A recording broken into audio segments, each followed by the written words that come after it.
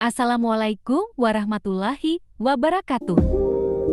Perkenalkan, kami dari kelompok 4 Hukum Keluarga Islam D. Jangan lupa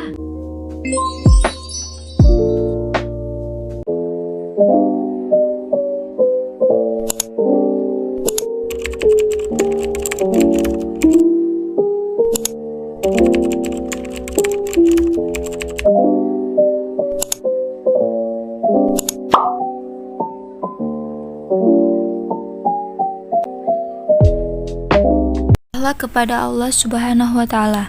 Akhlak kepada Allah Subhanahu wa Ta'ala dapat diartikan sebagai sikap atau perbuatan yang seharusnya dilakukan oleh manusia sebagai makhluk kepada Tuhan sebagai Khalik.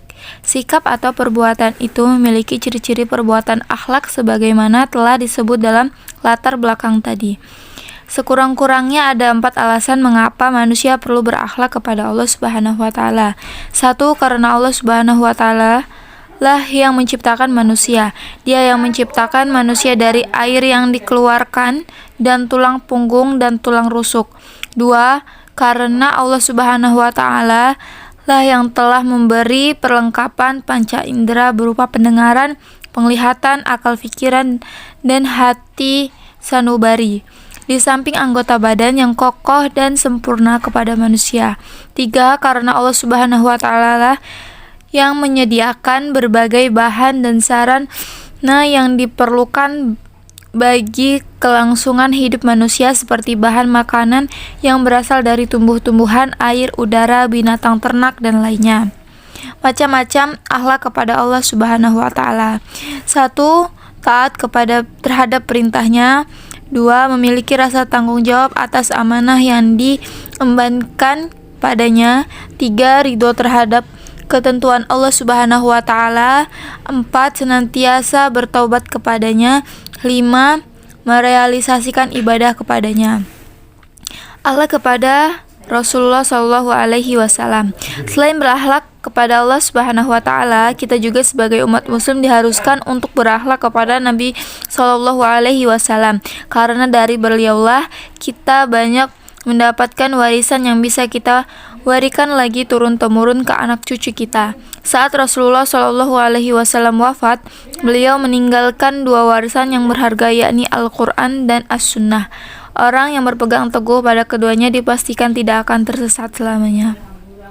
Macam-macam akhlak kepada Rasulullah Shallallahu Alaihi Wasallam. Yang pertama, menghidupkan sunnah. Yang kedua, ziarah. Yang ketiga, mencintai keluarga Nabi Shallallahu Alaihi Wasallam. Yang keempat, melanjutkan misi Rasulullah.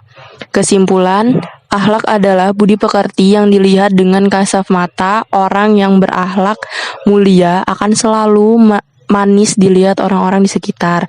Rasulullah adalah uswatun hasanah bagi kita semua umat Islam. Dari beliau kita mendapat anugerah yang begitu besar. Bukan hanya Rasulullah Shallallahu Alaihi Wasallam, tetapi rasul-rasul yang diutus Allah pun selain Nabi Muhammad Shallallahu Alaihi Wasallam juga mempunyai akhlak yang begitu mulia pula. Akhlak terhadap Rasulullah sendiri mencapai acuan yang sangat penting bagi kehidupan kita. Karena akhlak beliau yang begitu sempurna, kita juga harus memperlakukan beliau dengan begitu sempurna juga. Dilihat dari cerita pada zaman sahabat-sahabat beliau yang begitu mengagungkan beliau dan begitu menghormatinya. Adapun di antara akhlak kita kepada Rasulullah yaitu salah satunya ridho dan beriman kepada Rasul.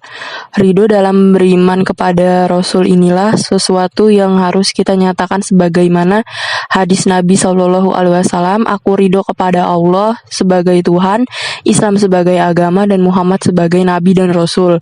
Beriman kepada Nabi dan Rasul yaitu berarti bahwa kita beriman kepada para Rasul itu sebagai utusan Tuhan kepada umat manusia. Kita mengakui Rasulnya dan menerima segala ajaran yang disampaikannya. Saran, setelah membaca teks di atas, maka kita sudah pantasnya untuk menjalankan semua cara-cara berakhlak kepada Allah Subhanahu wa Ta'ala dan Rasulnya. Sekian dari kami akhiri. Wassalamualaikum warahmatullahi wabarakatuh.